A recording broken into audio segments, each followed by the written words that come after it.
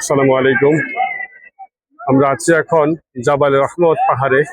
এই সেই পাহাড় যেখানে হযরত আদম আলাইহিস সালাতু সালাম এবং মা হাওয়া দুজনকে আল্লাহ রাব্বুল আলামিন ওনাদের উপর সন্তুষ্ট হয়ে দুজনকে ভারতের সিংহল পর্বতে আরেকজন শ্রীলঙ্কায় পাঠিয়েছিল।